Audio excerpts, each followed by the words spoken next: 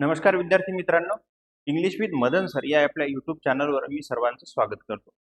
आपण एक यूट्यूबवर सिरीज सुरू केलेली आहे, complete English grammar and PYQ analysis. या सिरीज मधला आपला टॉपिक चालू आहे बेसिक्स ऑफ इंग्लिश ग्रामर आणि त्याच्यातला आपण बघत आहे पार्ट 2. तर या पार्ट 2 मध्ये मी सगळ्यांचं स्वागत करतो. की मी आशा करतो की तुम्ही पार्ट पहिला म्हणजे खरंच एन्जॉय केला असेल, बरोबर.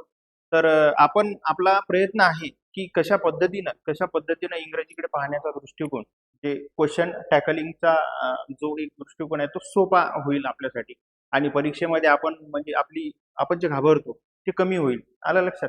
तर कशा पद्धतीनं आपल्याला वेळ वाचवता येईल आणि कशा पद्धतीनं आपलं जो सिलेबस आहे इंग्रजीचा सोपा करता येईल असा आपला प्रयत्न राहिलेला आहे, राईट. तर आपण या सिरीज मधील जो पुढचा टप्पा आहे, जो पुढील क्वेश्चन आहे ते आपण सुरू करूयात, राईट. बघा, पहिला प्रश्न आहे. आता ऍक्च्युली हा जो प्रश्न आहे हा मागील सिरीज मध्ये झालेला आहे, पण तो रिपीट असल्या कारणानं आपण तो घेतला. ठीक आहे, की याच्यावर आपण अजून काही आपल्याला ऍडिशनल काही सांगता येईल का? बघा, हा जो प्रश्न आहे, ship was wreck and every man woman and child was drown.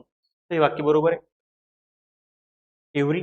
एव्हरीचा इथं कन्सेप्ट आपण मागच्या वेळेस सांगितलेला आहे की एव्हरी नंतर नेहमी काय असतो, जो नाऊन आहे तो सिंग्युलर नाऊन येतो, बरोबर. आणि या सिंग्युलर नाऊन नंतर पुन्हा काय येतो, सिंग्युलर व्हर्ब येतो, राईट. सिंग्युलर नाऊन नंतर व्हर्ब कसा येतो, पुन्हा सिंग्युलर येतो. ठीक आहे, तर हा झाला एव्हरीचा कन्सेप्ट. एव्हरी नंतर सिंग्युलर नाऊन आणि सिंग्युलर व्हर्ब, बरोबर. आता दुसरा प्रश्न पहा. तर त्यामुळं एव्हरीच्या वाक्यात सिंग्युलर व्हर्ब बरोबर आहे, म्हणजे पहिलं वाक्य बरोबर आहे, राईट. पहिलं वाक्य काय आहे, राईट. आता दुसरं वाक्य बघा. The ship was wreck and every man woman and child were drown, right. आता यामध्ये एव्हरी आहे आणि इथं काय आहे, प्लुरल ऑक्झिलरी व्हर्ब आहे, त्याच्यामुळे हे चुकलं. कारण काय पाहिजे, सिंग्युलर ऑक्झिलरी व्हर्ब पाहिजे. आता इथपर्यंत आपण मागच्या सिरीज मध्ये बघितलं, याच्या अगोदर ज्यावेळेस क्वेश्चन आला होता. पण आता बघा, एक ऍडिशनल तुम्हाला सांगतो. मला एक जणांना असं विचारलं की सर, मग या चाइल्डच्या जागी जर चिल्ड्रेन असते, या चाइल्डच्या जागी बघा, या या चाइल्डच्या जागी जर समजा चिल्ड्रेन असते, राईट, तर मग इथं वेअर पाहिजे होतं. तर मग आता ते बरोबर आहे का वेअर, जर चिल्ड्रेन असतात? तर मित्रांनो नाही, ते पण चुकलं. कारण तिथं चिल्ड्रेन येऊ शकत नाही. काय येऊ शकत नाही? कारण एव्हरीचा कन्सेप्ट काय, एव्हरी नंतर नाऊन काय पाहिजे, सगळे सिंग्युलरच पाहिजे ना. एव्हरी नंतर नाऊन सगळे काय पाहिजे, सिंग्युलरच पाहिजे. आणि त्या सिंग्युलर नाऊन नंतर सिंग्युलरच व्हर्ब पाहिजे, राईट. त्याच्यानंतर इथं चिल्ड्रेन येणार नाही आणि इथं वेअरचा काही संबंध नाही, राईट. त्यामुळे हे वाक्य चुकलं. नेक्स्ट सेंटेन्स बघा आता. The ship was wreck and every man woman and child was drown. आता वॉज रिक आणि वॉज ड्राउन हे राईट आहे, बरोबर आहे. हे दोन्ही सेंटेन्स बरोबर आहे, ए आणि सी. आता इथं इथं ऍक्च्युली आपल्या PYQ मध्ये हॅड होता. ऍक्च्युली काय होता प्रश्नात, तिथं हॅड आहे, हॅड ड्राउन आहे. म्हणजे हा झाला V2, पॅसिव्ह स्ट्रक्चर आहे, तो साध्या भूतकाळाचं पॅसिव्ह स्ट्रक्चर आहे. आणि हा पास्ट परफेक्ट आहे. पण इथं प्रिंटिंग मध्ये पुन्हा म्हणजे त्यांचं पाठ झालं की आता इथं वाज येते म्हणून, बरोबर आहे. तर त्यांनी तिथं वाजच लिहिलेला आहे. तर हे वाक्य काय आहे, बरोबर आहे. ठीक आहे, बघा आता पुढचा प्रश्न आपला. देर is several reasons for your mistakes. There is several reasons for your mistakes. आता हे वाक्य, या वाक्यामध्ये आपल्याला एरर सांगायचे, काय आयडेंटिफाय करायचे, आपल्याला एरर आयडेंटिफाय करायचे. There is several reasons for your mistake, right. बघा, देअरचा कन्सेप्ट आहे. वाक्याची सुरुवात सब्जेक्ट न झालेली आहे. कोणत्या सब्जेक्ट न झालेली आहे, तर देअर न झालेली आहे, बरोबर. आता देअर ही अशी गोष्ट आहे, ती एकवचनी पण आहे आणि अनेकवचनी पण आहे. देअर कसं आहे, देअर आहे सिंग्युलर पण आहे आणि देअर कसं आहे, प्लुरल पण आहे. ते डिपेंड करते की तो कशासाठी त्या वाक्यात आलेला आहे. आता एक फॉर एक्झाम्पल जर आपण बघितलं, समजा पहिलं वाक्य की आपण लिहिलं बा इथं देअर. बघा, आपण काय लिहिलं इथं, देअर मेनी मेनी स्टुडंट्स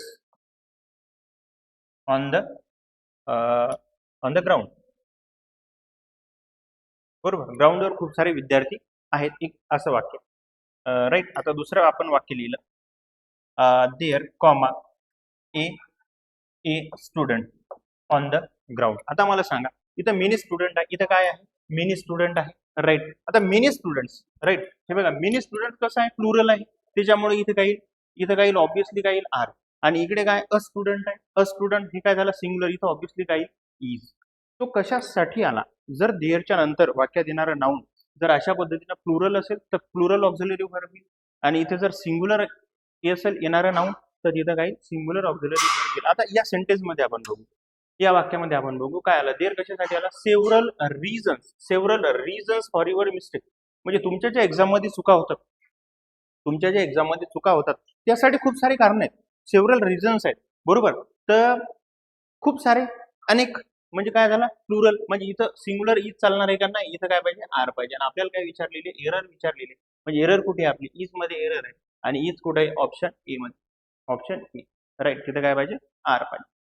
ठीक आहे. नेक्स्ट क्वेश्चन बघा. He hopes that he hasn't makes a mistake. पहा एकदम बेसिक प्रश्न आहे, एकदम बेसिक प्रश्न आहे, आणि इनकरेक्ट पार्ट आपल्याला विचारलेला आहे. आणि इथं मिस्टेक्स विचारलेली आहे आपल्याला बघा. हॅव, हॅज आणि हॅव आणि हॅड नंतर नेहमी क्रियापदाचा कोणता रूप येतो, V3, बरोबर. तर त्यामुळे हा मेक्स हा एस वाला फॉर्म हा चुकलेला आहे. तर मग इथं बरोबर काय पाहिजे, बरोबर पाहिजे मेड, बरोबर काय पाहिजे मेड, कारण V3 रूप आहे त्याचा, राईट. तर चूक आहे आपली मेक मध्ये, म्हणजे इथं आपण चुकलेलं आहे, राईट. बघा आता next question, fill in the blanks. आपल्याला रिकामी जागा भरायची आहे बघा. क्वेश्चन आहे, barley wheat and rice cereals 20 miles not a great distance in this days of rapid fire. बघा आता इथं जो सब्जेक्ट आहे बार्ली आहे, व्हीट आहे आणि राईस, ऑब्विसली तुम्हाला असं वाटू शकतं की हे खूप साऱ्या गोष्टी एकापेक्षा जास्त, त्यामुळे अनेक क्वेश्चन असतात, राईट. हा एक पॉईंट झाला. 20 miles मध्ये इथं तुम्हाला माईल्सला एस लागलेला आहे, तुम्हाला असं वाटू शकतं की बुवा हे काय, आणि दुसरी बघा आता 20 miles डिस्टन्स आहे, 20 miles हे काय डिस्टन्स आहे. आणि अशा सेंटेन्स मध्ये काय करायचं, पुढे बघायचं की कशासाठी आलं. साधारणतः जो डिस्टन्स आहे, डिस्टन्स साठी आपण सिंग्युलर वापरतो बघा. Is not a great distance. वाक्यामध्ये असे काही शब्द शोधायचे, ज्याच्यावरून आपला आन्सर. आता अ ग्रेट डिस्टन्स कसं वाटते तुम्हाला, सिंग्युलर आहे का प्लुरल आहे, तर ते सिंग्युलर आहे, अ great distance. 20 miles is not a great distance in this days of rapid travel. कशावरून ऑप्शन पैकी आपण इथं इज लिहिला, तर या अ ग्रेट डिस्टन्स यामुळे, कारण हे काय सिंग्युलर आहे, राईट. आता बार्ली व्हीट अँड राईस हे काय आहे, तर सगळे सिरियल्स आहेत, काय आहे तर सगळे सिरियल्स. यावरून नाही ठरवायचं हे कशासाठी आले, हे कशासाठी वापरले. आपण फक्त सांगितले बार्ली आहे, व्हीट आहे आणि राईस आहे, सगळे काय आहे तर अन्नधान्य, राईट. तर त्याच्यामुळे इथं काय येणार आर. आता कशावरून आपण आर लिहिला, तर या सिरियल्स वरून लिहिला. इथं कशावरून आपण इज लिहिला, अ ग्रेट डिस्टन्स वरून लिहिला. बघा पहिल्या वाक्यात काय पाहिजे आर, दुसऱ्या वाक्यात काय पाहिजे इज. आन्सर नंबर आपला, राईट. ठीक आहे, एकदम सोपं आहे, फक्त तुम्ही लक्ष ठेवा. पुढचा प्रश्न आहे, रिकामी जागाच आहे. 10 pounds अ लॉट ऑफ मनी. अशी वाक्य शब्द शोधा की ज्याच्यावरून आपल्याला कळेल की तिथं काय वापरायचा, कोणता वर्ब वापरायचा. अ लॉट ऑफ मनी काय वाटते तुम्हाला, सिंग्युलर आहे. अ लॉट ऑफ मनी काय आहे, सिंग्युलर आहे. म्हणून या 10 poundsच्या नंतर कोणता ऑक्झिलरी वर्ब येईल, सिंग्युलर असेल. बघा सिंग्युलर येईल म्हटल्यावर इथं आर आहे, दोन ऑप्शन गेले, राईट. आता 20 miles is not a great distance. बघा सेम वाक्य रिपीट झालेलं आहे, रिपीट झालेलं आहे. सिंग्युलर आहे आणि म्हणून इथं सुद्धा काय सिंग्युलरच येईल. म्हणजे दुसरा ऑप्शन आपला काय पाहिजे, सिंग्युलर पाहिजे. हा आर गेला, म्हणजे इथपर्यंत आपलं उत्तर आलं, राईट. बघा आता तिसरं, 20 eggs and bacon for breakfast. 20 eggs and bacon, 20 eggs. बघा इथं काहीतरी गडबड झाली, राईट. 20 जी खालचाच 20 इथं रिपीट झाला, हे टायपिंग एरर आहे, बरोबर. हे टायपिंग एरर आहे. तर हे वाक्य असं नाही, हे वाक्य कसं आहे, देअर. इथं काय पाहिजे 20 नाही पाहिजे, इथं काय पाहिजे देअर. हा आता ही ब्लँक आहे, there eggs and bacon for breakfast. Breakfast ही अशी गोष्ट आहे की ही सिंग्युलर आहे. ब्रेकफास्ट आपण अनकाउंटेबल आहे आणि ब्रेकफास्ट सिंग्युलर आहे. तर नाश्त्यामध्ये काय आहे असं ते विधान आहे, तर नाश्त्यामध्ये काय आहे, एग्ज आहे आणि बेकॉन आहे. एग्ज आणि बेकॉन नाश्त्यामध्ये आहे. तर ब्रेकफास्ट सिंग्युलर आहे, म्हणून या ब्रेकफास्ट वरून आपण इथे सिंग्युलर ऑक्झिलरी वर्ब घ्यायचा, राईट. म्हणजे तीनही मध्ये काय इज आणि इज. सोपं आहे बा, एकदम सोपं आहे, फक्त तुम्ही लक्ष ठेवा, ठीक आहे. बघा पुढचा प्रश्न, इनकरेक्ट पार्ट विचारलेला आहे. पुढच्या वाक्यात काय विचारलेलं आहे आपल्याला, इनकरेक्ट पार्ट विचार. 50,000 rupees is a big amount. 10 miles are not a short distance आणि 5 years is a long period. One of the books is damage, right. बघा 4 वाक्यात इनकरेक्ट आपल्याला ओळखायचं आहे आणि प्रत्येक ठिकाणी आपल्याला वर्ब शोधायचा आहे, बरोबर. आणि तो वर्ब चूक आहे का, बरोबर, हे पाहण्यासाठी त्या वाक्यात एखादा असा वर्ड शोधा, जसं की 50,000, बरोबर. Rupees is a big amount, बरोबर. या अ बिग अमाऊंट वरून आपण सांगू शकतो की हा इज बरोबर आहे. बरोबर, एकदम सोपं आहे बघा. 10 miles are not a short distance. A short distance वरून आपण सांगतो की हा आर काय आहे, चुकीचा आहे. कारण अ शॉर्ट डिस्टन्स हे झालं सिंग्युलर आणि म्हणून इथं काय लागणार आपला is. Is not a short distance असं पाहिजे. कशावरून ठरवलं आपण? अ शॉर्ट डिस्टन्स हा सिंग्युलर आहे म्हणून त्या 10 माईलच्या नंतर काय पाहिजे? सिंग्युलर ऑक्झिलरी वर्ब पाहिजे, तर इज पाहिजे. राईट. पुढचं वाक्य 5 years is a long period. A long period. A long period काय पुन्हा सिंग्युलर आहे. अ लॉंग पिरियड त्याच्यामुळे हा इज काय आहे? बरोबर आहे. One of the books is damage. पा one one one one of the books is damage. आता जी काही पुस्तकं येतात ऑफ द बुकच्या नंतरचं वाचा. Of the books, of the books, या ऑफ द बुक्स म्हणजे जी काही 2 4 5 10 बुक्स असतील. द बुक्स हे अनेक वचने बरोबर. पण या जी अनेक पुस्तकं त्याच्यापैकी एक, या ही जी अनेक पुस्तकं आहेत त्याच्यापैकी एक काय झालेलं आहे? डॅमेज झालेला आहे. बरोबर. तर म्हणून या वन मुळे हा इज काय आहे? बरोबर. राईट. आपल्याला विचारलेला आहे इनकरेक्ट. हे बरोबर आहे. सुरुवातीचा हे बरोबर आहे. अ बिग अमाऊंट. फक्त आपलं चुकलेलं आहे. अ शॉर्ट डिस्टन्स मध्ये इथं इज पाहिजे आणि इथं काय आलेलं आहे? आर आलेला आहे. म्हणजे 2 नंबरचा आपला आन्सर आहे. बरोबर. की त्यामध्ये एरर आहे. राईट. बघा आता पुढचा प्रश्न पाहू आपण. नेक्स्ट क्वेश्चन आहे. I have spoken to him on the subject many times. आपल्याला पुन्हा फिल इन द ब्लँक्सच्या रिकामी जागा भरायची. Spoken to him. ज्यावेळेस स्पोकन आहे बघा आता स्पोकन आहे. स्पोकन क्रियापदाचं कोणतं रूप आहे? V3. स्पोकन V3 आहे म्हणजे सुरुवातीला काय पाहिजे? हॅव, हॅज आणि हॅड. हॅव, हॅज आणि हॅड या तीन पैकी एक तर लागेल. बघा हॅव आहे, हॅव आहे, हॅव आहे म्हणजे चौथा ऑप्शन गेला. डीड तिथं येणार नाही. त्यानंतर right. Speaking to him for 10 minutes. For 10 minutes समोर एक ओळख त्या वाक्यात आपल्याला एक असा वर्ड आहे, एक असा वर्ड आहे त्याच्यावरून आपण ठरवणार की तिथं काय वापरायचं, कोणता व्हर्ब वापरायचा. बघा आता फॉर 10 मिनिट्स. फॉर 10 मिनिट्स हा कधी वापरतो आपण? परफेक्ट कंटिन्युअस मध्ये. परफेक्ट कंटिन्युअस टेन्स मध्ये ही फ्रेज वापरली जाते. Perfect perfect continuous. Perfect continuous मध्ये कोणती फ्रेज वापरली जाते? फॉर 10 मिनिट्स म्हणजे 10 मिनिटापासून स्पीकिंग टू हिम. तर परफेक्ट कंटिन्युअस म्हटल्यावर काय येईल आता बघा. हॅव परफेक्ट कंटिन्युअस आहे का? नाही. पुन्हा हॅव परफेक्ट कंटिन्युअस आहे का? नाही. तर परफेक्ट आहे फक्त. राईट. तर मग काय येईल? I have been. I have been म्हणजे एक नंबरचा आपला option. I have been speaking to him for 10 minutes म्हणजे 10 मिनिटापासून मी त्याच्याशी बोलत आहे. राईट. तर फॉर 10 मिनिट्स याच्यावरून आपण ठरवलं की इथं हॅव बीन वापरायचा आहे. हॅव हा परफेक्ट आणि बीन हा काय झाला? कंटिन्युअस. Perfect continuous. राईट. बघा खूप सोपं आहे. एकदम सोपं आहे. एकदम सोपं आहे. फक्त एकदा सिलेबस तुम्ही कव्हर केला पाहिजे, समजून घेतला पाहिजे. त्यानंतर खूप सारे प्रश्न वारंवार सोडवले पाहिजे. तर ते वारंवार प्रश्न सोडवता वेळेस कसं आपलं काम सोपं होईल त्याच्यासाठी आपण ही सिरीज सुरू केलेली आहे. बघा पूर्ण इच. आता मागील जो आपला पहिला पहिला व्हिडिओ झालेला आहे. पहिल्या व्हिडिओमध्ये इचचे खूप सारे एक्झाम्पल होते. आज पुन्हा आलेला आहे. तुम्हाला जर आठवत असेल तर इच आणि एव्हरी, आयदर नायदर, इच एव्हरी आयदर नायदर सगळे काय आता सिंगल आहे. मग वाक्यात इच आला. वाक्यात इच आला म्हणजे इथं वेअर येणार का? नाही. कारण तिथं काय पाहिजे? वाच पाहिजे. बाकी काही वाचायची गरज नाही. इच आहे, सिंगल आहे, वाच पाहिजे. राईट. दुसऱ्या वाक्यात बघा each of the employees was given a bonus. Right. कारण इच आहे म्हणजे तिथं काय येणार? पुन्हा सिंग्युलर येणार. बाकी काहीच नाही. या वाक्यात काही रॉकेट सायन्स नाही. इचच्या कन्सेप्ट मध्ये एवढंच आहे बस. इच आणि सिंगल, इच आणि सिंगल. बरोबर. Neither of the accusation is true. Neither single वापरला जातो तेही बरोबर आहे. नायदरच्या वाक्यात काय येते? नायदरच्या वाक्यात पण सिंग्युलर म्हणजे कोण कोण बघा. इच आहे सिंगल वाले गँग कोण कोण आहे बघा. इच आहे, एव्हरी आहे सिंगल गँग, आयदर आहे बरोबर, नायदर आहे बरोबर. तर या सगळ्यांना आपल्या सिंगल गँग मध्ये आपण भरती करू म्हणजे आपल्या लक्षात येईल की इच एव्हरी आयदर नायदर हे सगळे काय आहेत याच्यासोबत, हे सगळे सिंगल आहेत. मग सिंगल आहेत म्हणजे याच्यासोबत सिंग्युलर ऑक्झिलरी वर्ब येणार. राईट. आता neither of the accusation are true. आपण आताच बघितलं की नायदर कोणत्या गँग मधला माणूस आहे? सिंगल गँग मधला माणूस आहे. इथं त्यांना आर दिला. आर म्हणजे खूप साऱ्या होते. खूप सारे आहे का? नाही. म्हणजे हा आपला चुकला. तर डी नंबर चुकलेला आहे. आपल्याला विचारलेला आहे करेक्ट. तर याचं उत्तर येईल ए बी आणि सी. ए बी आणि सी नाही कारण एक पण चुकलेला आहे. तर उत्तर आहे आपलं बी आणि सी. बघा बी आणि सी कोणत्या ऑप्शन मध्ये आहे? 3 नंबरचा ऑप्शन आहे बी आणि सी. बघा एकदम सोपं आहे बरं, एकदम सोपं आहे. फक्त ते पाठ झालं पाहिजे. ठीक आहे. बघा आता पुढं 2 pounds of coffee cost 7 and 6 pence. The furniture. बघा आता हा क्वेश्चन एकदम इंटरेस्टिंग क्वेश्चन आहे. फक्त थोडासा समजून घ्या. बघा 2 pounds of coffee 2 pounds of coffee. बरोबर. आता तुम्हाला मी काल बोलता बोलता सांगितलं कॉफी आणि कोस्ट. आता बरोबर या वाक्यातला जो सब्जेक्ट आहे हे 2 pounds ऑफ कॉफी. या वाक्यातला सब्जेक्ट आहे 2 pounds ऑफ कॉफी. आणि कोस्ट काय बरं या वाक्यात? हा या वाक्यातला कोस्ट आहे व्हर्ब.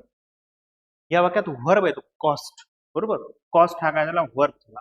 तर कॉफी हा सिंग्युलर अनकाउंटेबल नाउन आहे. कॉफी सिंग्युलर अनकाउंटेबल नाउन झाला कॉफी. राईट.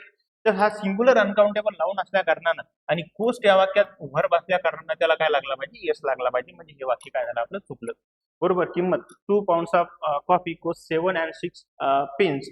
तर हे जे कॉफी आहे त्या कॉफीची जी किंमत आहे ती 7 and 6 pence. म्हणजे ती इंग्लंडच्या पुस्तकातला प्रश्न आहे थोडक्यात. ते इंग्लंडच्या पुस्तकातला म्हणजे तसं नाही ते. तर रायटर तिकडचे.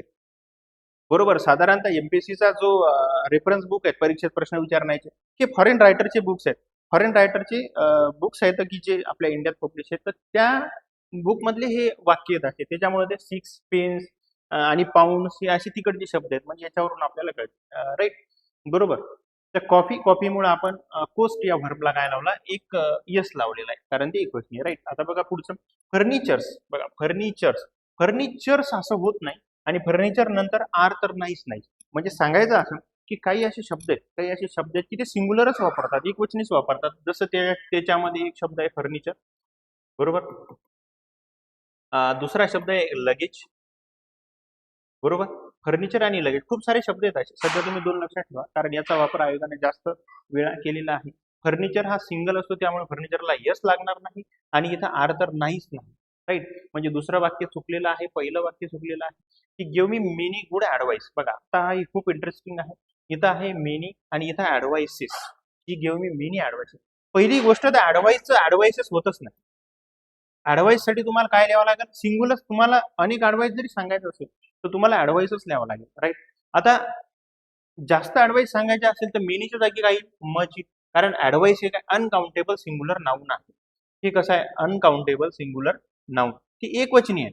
एकवचनी आहे. मोजता नाही. एकवचनी आहे. आणि मेनी हे काउंटेबल साठी वापरतो आपण. एखादी काउंटेबल गोष्ट जसं many students, many children, many player. Right. Many books. ज्या गोष्टी काउंट करता येतात त्यासाठी मेनी वापरतो. ज्या गोष्टी काउंट नाही करता येत अनकाउंटेबल आहे त्याच्यासाठी आपण मच वापरतो. आणि ऍडवाइस म्हणजे या वाक्यात 2 एरर. इथं काय पाहिजे? मच पाहिजे. का मच पाहिजे? कारण इकडे ऍडवाइस आला. आणि ऍडवाइसला पण यस पाहिजे का? नाही पाहिजे. तुम्हाला अनेक ऍडवाइस म्हणायचं तरी काय लिहावं लागेल? Without yes. बरोबर. ऍडवाइसेस असं नसते. राईट. बघा. तर या वाक्यात आपल्याला विचारलेलं आहे करेक्ट आणि करेक्ट मध्ये आपण पहिला चुकला, दुसरा चुकला, तिसरा चुकला. म्हणजे या वाक्यात नन ऑफ द अबो. या वाक्यात एकही करेक्ट नाही या क्वेश्चन मध्ये. म्हणजे सगळे काय आहेत? चुकीचे आहेत. राईट. बघा आता पुढचा प्रश्न हा एकदम मजेशीर आहे. आता तुम्हाला एक कन्सेप्ट सांगतो. या अगोदरच्या वाक्यात जो कॉस्ट आहे तो कॉस्ट नाउन म्हणून आला होता. कॉस्ट म्हणजे खर्च, किंमत. It cost. आता आपण म्हणतो ना पुस्तक केवढ्याचं आहे? It cost me 50 rupees. It cost me 55 rupees. Right. हा पेन केवढ्याचा आहे? It cost me something 10 rupees. आलं लक्षात? तर कॉस्ट म्हणजे किंमत. आणि ज्यावेळेस हा कॉस्ट व्हर्ब म्हणून येतो, पहा लक्षात घ्या. ज्यावेळेस हा कॉस्ट व्हर्ब म्हणून येतो त्यावेळेस त्याची रचना कशी असते? The cost of. या सगळ्या प्रश्नात दिलेलं आहे. या सगळ्या प्रश्नात दिलेलं आहे द कॉस्ट ऑफ. हा. द कॉस्ट ऑफ मध्ये पण गडबड करून टाकली यांनी. बरोबर. द कॉस्ट ऑफ असं नाही. म्हणजे त्याला फक्त द कॉस्ट ऑफ आणि द कॉस्ट ऑफ असं बरोबर आहे. राईट. The cost of. त्या कॉस्टला यस नाही लावायचा. कॉस्टला यस लावला की तो काय झाला? तो आता व्हर्ब नाही राहिला. सॉरी, तो आता नाऊन नाही राहिला. ठीक आहे. तर तो काय होईल आता? The cost of. ज्यावेळेस तो नाऊन म्हणून वापरतो तर त्यावेळेस ही रचना असते त्या कोस्टची. सब्जेक्ट म्हणून ज्यावेळेस आपण वापरतो आणि हे व्हर्ब अशा पद्धतीनं single. Right. The cost of. बघा. The cost of all the necessaries. आता आपण काल बोलता बोलता सांगितलं होतं, म्हणजे मागील लेक्चरमध्ये सांगितलं होतं, कोस्ट आणि कॉफी हे 2 शब्द लक्षात ठेवायचे कारण हे आयोग जास्त वेळा विचारते. कोस्ट आणि कॉफी. मागच्याच प्रश्नात आपण या 2 लेक्चरमध्ये 3-4 प्रश्न बघितले होते. राईट. तर कोस्ट ऑब्विसली काय? सिंगल आहे. कोस्ट ऑब्विसली काय आहे? सिंगल आहे. म्हणजे आपल्या गटातला माणूस आहे कोस्ट. राईट. म्हणजे हॅव येणार का? हॅव येणार नाही. Has gone up. हे हॅज बरोबर आहे. पण इथे या कोस्टला यस लावल्यामुळे हे वाक्य चुकलं. आणि हे हॅज बरोबर आहे. आणि या वाक्यातला हॅव चुकला. या वाक्यातला हॅव चुकला. राईट. म्हणजे बरोबर वाक्य कोणतं? आपलं बरोबर वाक्य 2 नंबर. तर cost of all the necessaries म्हणजे आपल्या जीवनासाठी ज्या आवश्यक गोष्टी आहेत त्या सगळ्याच्या किमती काय झालेल्या आता? गॉन अप म्हणजे वाढलेल्या. राईट. बघा इथं आपण 2 कन्सेप्ट समजून घेतले. Cost as a noun and the cost of as a subject आणि नुसता कोस्ट हा काय आहे वर्ब. ठीक आहे बघा. आता येऊ आपण पुढचा क्वेश्चन. एकदम सोपं आहे सगळं, एकदम सोपं आहे, फक्त तुम्ही समजून घ्या. ठीक आहे. After he had drunk the whisky the drunk was very drunk indeed. Right. बघा आता यामध्ये काय झालेलं आहे, अंडरलाईन केलेली आहे शब्दाखाली आणि आपल्याला ते ओळखायचं की ते काय आहे, ऍडजेक्टिव्ह आहे, नाऊन आहे, व्हर्ब आहे की ऍडव्हर्ब आहे. राईट. बघा आता आफ्टर ही हॅड ड्रंक याच्या खाली अंडरलाईन केली म्हणजे हॅड नंतर आला. हॅव हॅज हॅड नंतर जर एखादी गोष्ट येत असेल तर तो V3 येते. बरोबर. ते काय येते V3 येते. म्हणजे हे काय झाला व्हर्ब झाला. पहिला जो ड्रंक आहे तो व्हर्ब आहे. म्हणजे पहिलं ऑप्शन आपलं काय पाहिजे आपल्याला व्हर्ब पाहिजे. म्हणजे 3 नंबर पाहिजे. एक मध्ये सी, एक मध्ये काय पाहिजे सी पाहिजे. बरोबर. एक नंबरच्या ऑप्शन मध्ये म्हणजे आपलं एकच आहे ठिकाणी सी, ते बरोबर आहे. आता after he had drunk the whisky the drunk was very drunk Indeed. बरोबर. आता अंडरलाईन 3 आहे का, याही ड्रंक खाली अंडरलाईन आहे, आपली अंडरलाईन राहून गेली इथे. बरोबर. ज्या शब्दाच्या अगोदर द लागते, ज्या शब्दाच्या कोणत्याही शब्द असतो त्याच्या अगोदर आर्टिकल लागला तो काय झाला नाऊन झाला. म्हणजे दुसरा काय पाहिजे आपल्याला बी ऑप्शन, बी नाऊन. म्हणजे हा झाला नाऊन. का नाऊन झाला, कसं ओळखलं आम्ही, तर आम्हाला सांगितलं सरांनी की ज्याच्या अगोदर आर्टिकल लागते ज्या शब्दाच्या अगोदर ते असते नाऊन. राईट. हे ओळखायचं. आणि व्हेरी ड्रंक बघा आता हा एक बेसिक कन्सेप्ट आहे. ज्यावेळेस ॲमिजार वाजवेर असते, ज्यावेळेस काय असते ॲमिजार वाजवेर, ॲमिजार वाजवेर असतो, ज्यावेळेस ॲमिजार वाजवेर असतो. राईट. आणि या ॲमिजार वाजवेर नंतर जर कधी व्हेरी आला आणि व्हेरी नंतर जर एखादा शब्द आला तर तो ऍडजेक्टिव्हचं काम करतो. तो कशाचं काम करतो, ऍडजेक्टिव्हचं काम करतो. जसं की ही इज व्हेरी इंटरेस्टिंग. बरोबर. He is very interesting. She was very funny. He was very funny. She was very charming. She was very charming. तर funny, charming, he was very humorous. Right. तर हे काय झाले म्हणजे कोणते ऑक्झिलरी वर्ब लक्षात ठेवायचे, ॲमिजार वाजवेर. ॲमिजार वाजवेर नंतर व्हेरी आणि व्हेरी नंतर काय, जर एखादा नाऊन आला तू कशाचं काम करते, तू करते विशेषणाचं काम करते. ॲमिजार वाजवेर व्हेरी आणि त्यानंतर नाऊन आला तर तो विशेषणाचं काम करतो, ऍडजेक्टिव्हचं काम करतो. बेसिक कन्सेप्ट आहे. ठीक आहे. म्हणजे तिसरा पाहिजे आपल्याला ऍडजेक्टिव्ह. तिसरा काय पाहिजे आपल्याला ऍडजेक्टिव्ह, म्हणजे 1 नंबर पाहिजे तिथं ए. म्हणजे आपला आन्सर काय झाला 3 नंबरचा. राईट. बघा एकदम सोपं आहे, एकदम सोपं आहे. फक्त बेसिक माहित पाहिजे, बेसिक माहित पाहिजे. हे अशा पद्धतीचं बेसिक आहे. एकदा जर तुम्हाला आलं तर तुम्ही कोणतंही बुक इंग्रजीचं स्वतः समजू शकता जर तुमचं बेसिक चांगलं असेल तर. Question repeat, question repeat, question repeat, question repeat झालेला आहे आपला. Okay okay okay okay. बघा आता पुढं शीला ॲज वेल ॲज लीला, शीला ॲज वेल ॲज लीला ॲबसेंट. आता 2 नाऊन आहेत शीला आणि लीला. शीला एक वेगळं नाव आहे आणि लीला एक वेगळं नाव आहे आणि त्यांना जोडलं कशानं, तर जोडलं ॲज वेल ॲज ना. आपण काल कन्सेप्ट बघितला.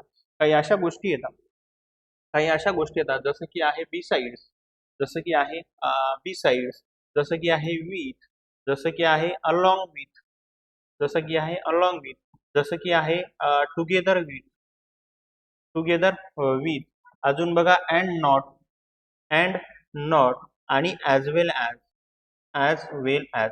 बघा अजूनही असे बरेच शब्द येतात की जर 2 नाऊन या शब्दांनी जोडले असतील besides, with, along with, together with and not as well as, तर त्यावेळेस त्या केसमध्ये जो पहिला सब्जेक्ट आहे, जो पहिला नाऊन आहे त्या नाऊन नुसार ठरवायचं की तिथं वर्ब कोणता घ्यायचा. ॲज वेल ॲज न जोडलेला आहे तर या शिलानुसार घ्यायचा. शिला काय आहे नाऊन आणि शिला कसा एकवचनी आहे.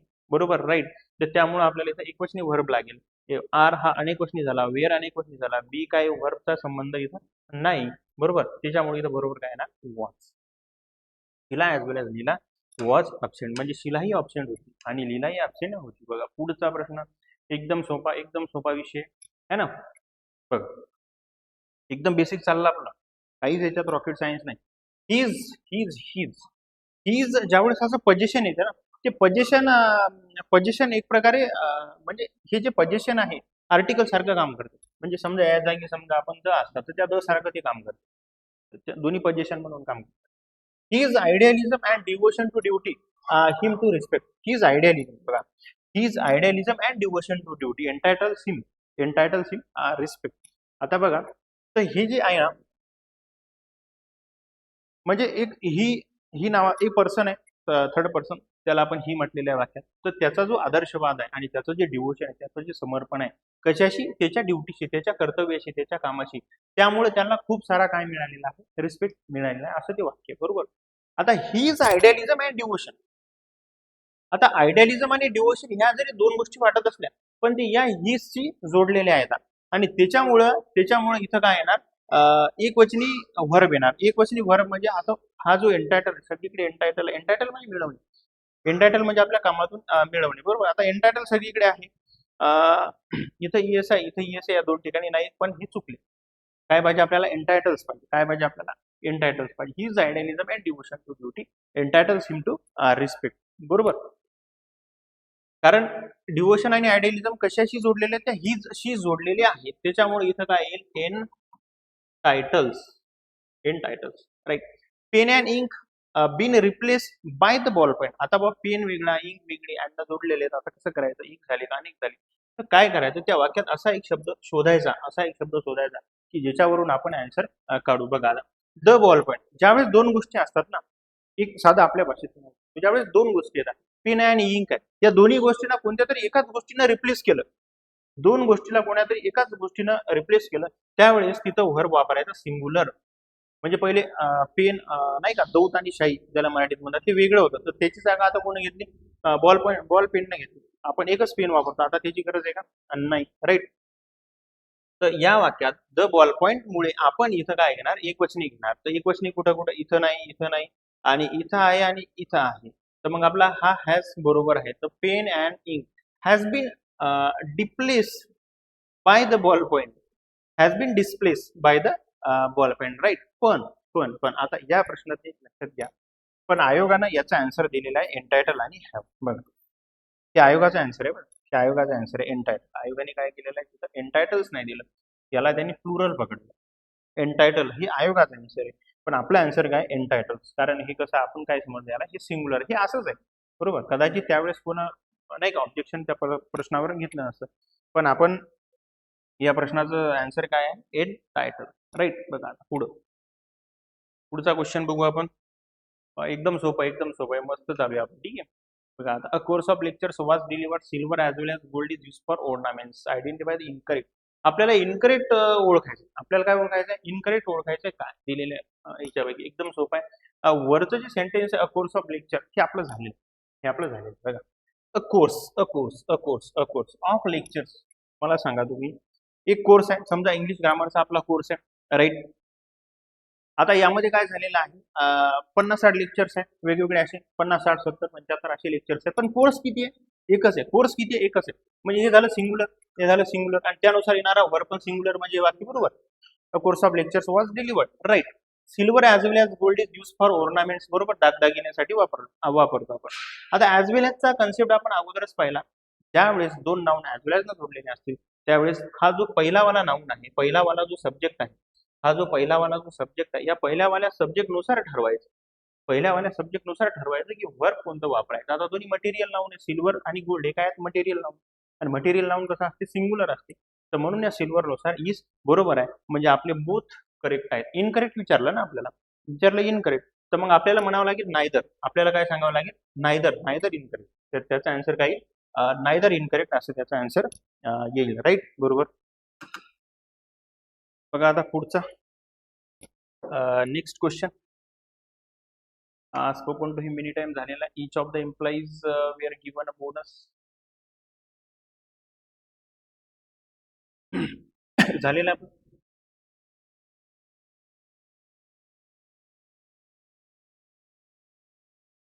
पण हा क्वेश्चन झालेला आहे. ओके, ओके, हा क्वेश्चन झाला. आता येस, काइंडली हेल्प मी. बघा, राईट, काइंडली हेल्प मी हा क्वेश्चन आपला चालू आहे. आता मला सांगा, त्यांनी विचारलेला आहे द सेंटेन्स अबोज, वाक्याचा प्रकार विचारला, टाईप ऑफ सेंटेन्स विचारला, कोणत्या प्रकारचं वाक्य. आता आपण ऑप्शनवर येऊ.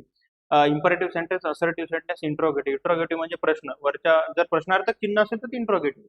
प्रश्नार्थक चिन्ह आहे का? नाही, म्हणजे हे ऑप्शन चुकला. एक्सक्लॅमेटरी सेंटेन्स असायसाठी त्याला कमीत कमी एक्सक्लॅमेटरी साईन लागते, आहे का वाक्यात? नाही. असर्टिव्ह असायसाठी त्या वाक्याची सुरुवात सब्जेक्टनं लागते, काहीतरी नाऊन लागते ना, नाऊनच नाही तिथं, म्हणजे असर्टिव्ह एखादी ते पण नाही. मग राहिलं काय? इम्परेटिव्ह. या वाक्याची सुरुवात काइंडली हेल्प मी, हेल्प या क्रियापदाने या वाक्याची सुरुवात आहे, की कृपया मला मदत करा, म्हणून या वाक्याचा प्रकार काय झाला? इम्परेटिव्ह झाला. आहे सोपं, खूप सोपं आहे. बघा, खूप सोपं आहे, फक्त थोडी प्रॅक्टिसची गरज आहे.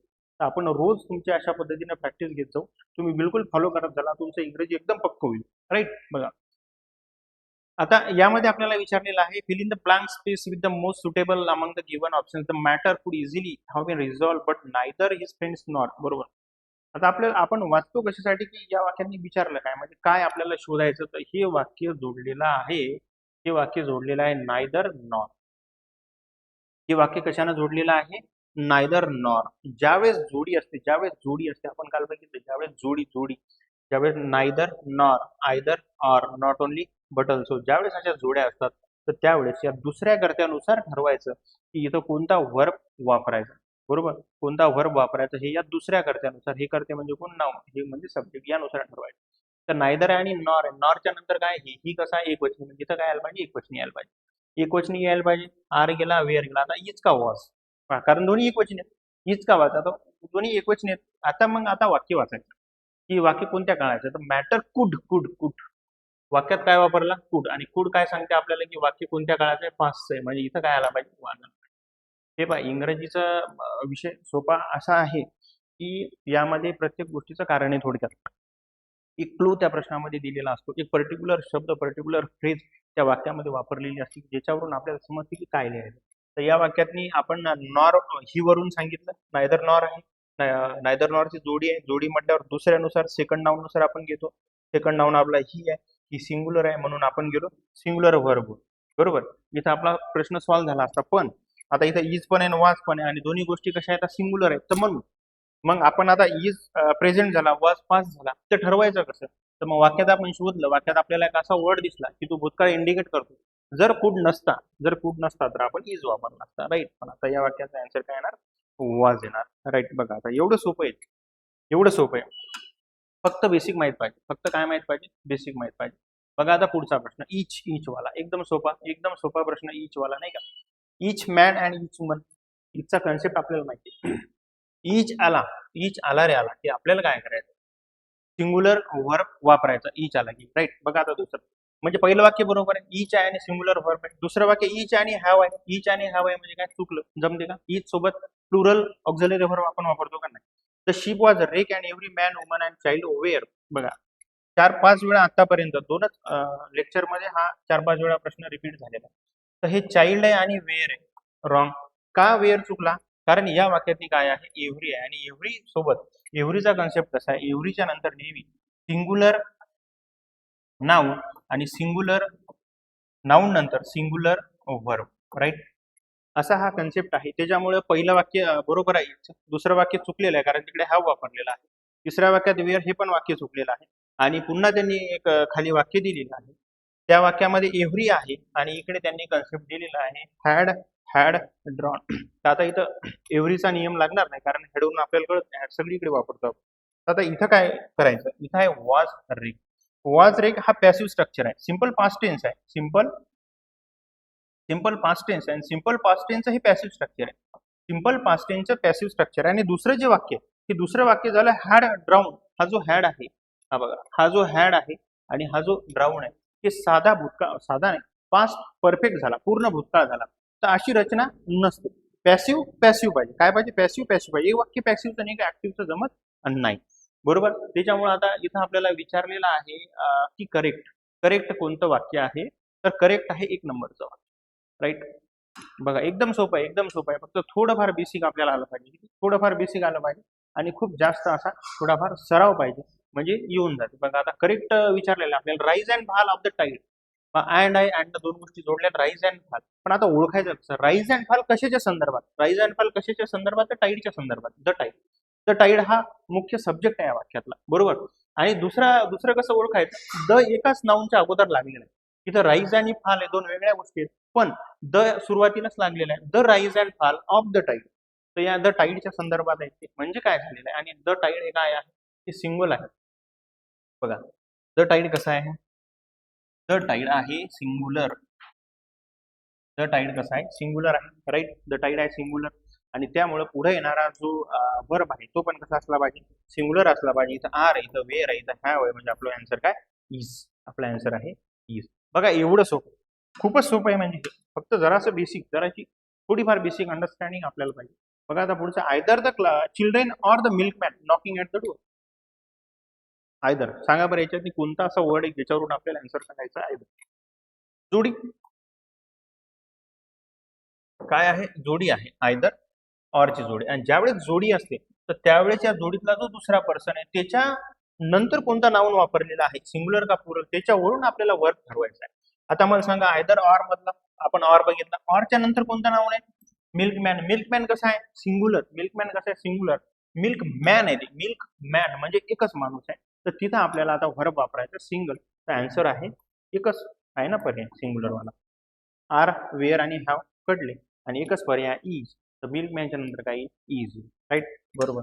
किती सोपं आहे. मजा लागली का तुम्हाला? सोपं आहे एकदम.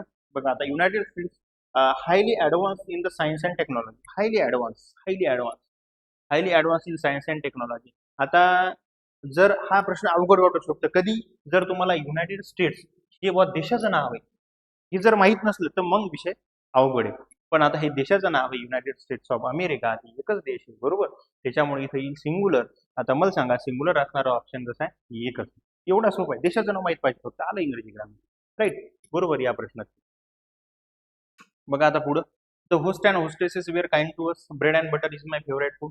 एकदम सोपा प्रश्न, रिपीट आहे. आयोगानं दुसऱ्या तिसऱ्यांदा रिपीट क्वेश्चन विचारलेला आहे. अँड आहे बघा, अँड आणि अँडला दोन नाऊन जोडलेले आहेत. एक आहे द होस्ट आणि एक आहे द होस्टेसेस. पहिली गोष्ट, तुम्हाला होस्ट हा शब्द जरी नाही समजला पण द इथंही वापरला आणि द इथंही वापरला म्हणजे आपल्या लक्षात आलं, ज्यावेळेस द आणि द असे दोनदा वापरले आणि ते अँडनं जोडले, याचा अर्थ असा की ते दोन वेगळे आहेत. याचा अर्थ काय झाला की ते दोन काय आहेत? वेगळे आहेत. आणि म्हणून इथं काय पाहिजे?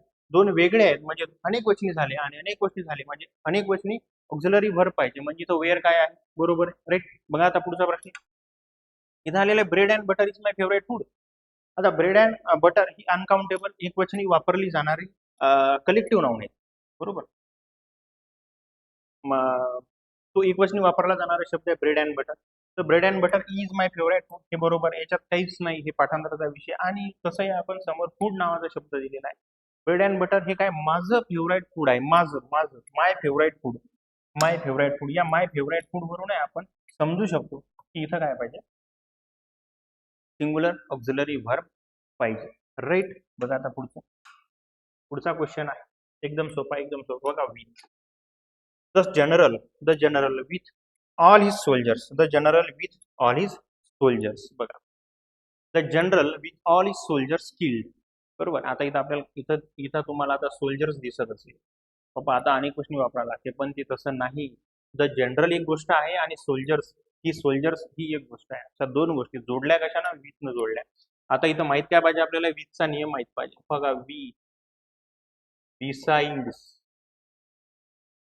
as well as, right, with, besides, as well as, together, together with असे जर काही शब्द आले तर त्याचा पहिला जो नाऊन आहे या पहिल्या नाऊननुसार ठरवायचं. म्हणजे आता जनरल हा पहिला नाऊन आहे विथच्या अगोदरचा, यानुसार ठरवायचं की इथं आता कोणता व्हर्ब आपल्याला वापरायचा. आता मला सांगा तुम्ही, द जनरल एकवचनी का अनेकवचनी? तर बिलकुल तो द जनरल कसा एकवचनी, म्हणजे इथं काय येणार आपल्याला? आर गेला, वेअर गेला आणि हाव बीन पण गेला, कारण हे अनेक वचनी आहेत. एक वचनी असणारा एकच आहे. त्या आन्सर काय? एक नंबर. पण एवढं सोपं आहे, एवढं सोपं आहे, खूपच सोपं आहे. फक्त बेसिक आला पाहिजे. काय आलं पाहिजे? बेसिक आला पाहिजे. आता प्रश्न बघा, दिसायला किती मोठा आहे ना? मोठा प्रश्न. The introduction of English, Marathi and other regional languages. बघा, आयोगाने किती जबरदस्त प्रश्न फ्रेम केले. म्हणजे जिथं रिकामी जागा आहे त्याच्या अगोदर काय दिलं तुम्हाला? लँग्वेजेस. बापरे, म्हणजे लँग्वेजेस म्हणजे त्यावर आपल्याला ठरवायचं. पण तसं ठरवायचं का? नाही. बी स्मार्ट. कसं व्हायचं आपल्याला? स्मार्ट व्हायचं. कशावरून आपण ठरवणार? The introduction of. बघा, द इंट्रोडक्शन ऑफ. आता पुढं काही विचारे ना, द इंट्रोडक्शन ऑफ हे झालं सिंग्युलर बरोबर. मग आता कशाचे introduction? English, Marathi, other regional languages. Profound effect on the students linguistic competence. बघा, पुढं त्यांना इंग्लिश, मराठी आणि अजूनही 4-5 जरी भाषा दिल्या असत्या पण त्या सगळ्या भाषेची आपल्याला काय पाहिजे? फक्त इंट्रोडक्शन पाहायचे बरोबर. या इंट्रोडक्शनचा विद्यार्थ्यावर खूप चांगला परिणाम होतो असं त्यांनी सांगितलेलं आहे. आता मला सांगा तुम्ही, इंट्रोडक्शन जर सिंग्युलर असेल तर पुढे येणारा जो व्हर्ब आहे तो पण काय पाहिजे आपल्याला? सिंग्युलर पाहिजे. इथं हे चुकलं. कारण हॅव अनेक वचने आहे, आर अनेक वचने आणि हॅव पण काय? अनेक वचने. आलं लक्षात? तर हे एवढा सोपा विषय आहे. फक्त आपल्याला थोडेफार बेसिक रूल्स बेसिक ग्रामर आलं पाहिजे. राईट. बघा आता पुढचा प्रश्न. Bread and milk is only food. Bread and milk तुम्हाला सांगितलं. ब्रेड अँड मिल्क हे काय असतं? हे नेहमी सिंगल वापरलं जातं. हे जे सिंगल गट आहेत आपल्या सिंगल गटात येतो. कोण्या गटात येतो? सिंगल गटामध्ये येतो आपल्या. राईट. बघा ब्रेड अँड मिल्क आपल्या सिंगल गटामध्ये येतो. बिलकुल.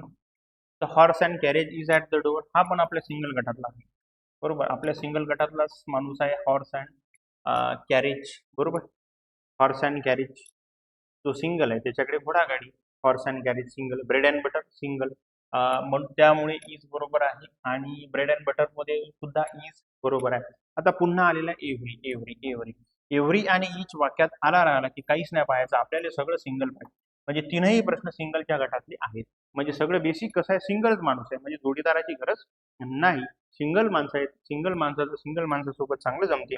म्हणजे याचा अर्थ असा झाला की बेसिक बेसिक जर तुम्हाला आलं, एक थोडेफार रूल्स आणि एक बेसिक अंडरस्टँडिंग असली तर आपले प्रश्न खरंच म्हणजे सॉल्व्ह होतात. राईट. बघा आता तर यामध्ये तीनही करेक्ट आहेत. यामध्ये तीनही करेक्ट असल्या कारणानं आपला आन्सर ए, बी आणि सी. राईट. बघा येस, इथं आपले क्वेश्चन संपलेले आहेत. तर तुम्ही नक्की कमेंट करून सांगा की तुम्हाला हे कसं वाटत आहे, म्हणजे लेक्चर आपलं कशा पद्धतीनं एकदम सोप्या भाषेत तो कळत आहे का, कसं आहे काय आहे, नाही का. आता ज्यावेळेस आपले बेसिकचे प्रश्न संपतील त्यावेळेस नक्कीच आपण काय करू, एक बेसिकचं असं एक जबरदस्त एक असं चांगलं लेक्चर घेऊ की त्या लेक्चर नंतर तुम्हाला म्हणजे खरंच इंग्रजीचे जे प्रत्येक टॉपिक आहे म्हणजे तुम्ही स्वतः एबल व्हाल. त्यावेळेस आपण बेसिक घेऊ ना, तुम्ही स्वतः एबल व्हाल की आता कशा पद्धतीनं इंग्रजीचा पुढचा अभ्यास केला पाहिजे. राईट. म्हणजे एक बेसिक घेतल्याच्या नंतर तुमचा एक कॉन्फिडन्स बूस्टर एक कॉन्फिडन्स बूस्टर तुम्हाला मिळेल. कॉन्फिडन्स तुमचा बूस्ट होईल. आलं लक्षात. पण त्यासाठी आपल्याला तुम्हाला थोडा वेळ म्हणजे ही सिरीज अगोदर आपण पूर्ण प्रश्न, या सिरीज मधले पूर्ण प्रश्न आपण काय करू, कम्प्लीट करू. त्यानंतर आपण एक बेसिकचं एक थिअरी किंवा थिअरी म्हणजे काय की कशा पद्धतीने इंग्रजीचं बॉडमास आहे. इंग्रजीचं बॉडमास आहे. बेरीज वजाबाकी गुणाकार भागाकार. इंग्रजीचं बॉडमास कशाला म्हणतात बघ, मग इंग्रजीचं बेसिक कशाला म्हणतात की तुम्हाला सगळे पुढचे टॉपिक काय करतील सोपे जातील. तर त्या विषयावर आपण नक्कीच बोलू. आजच्या करता आपण इथे थांबू. धन्यवाद.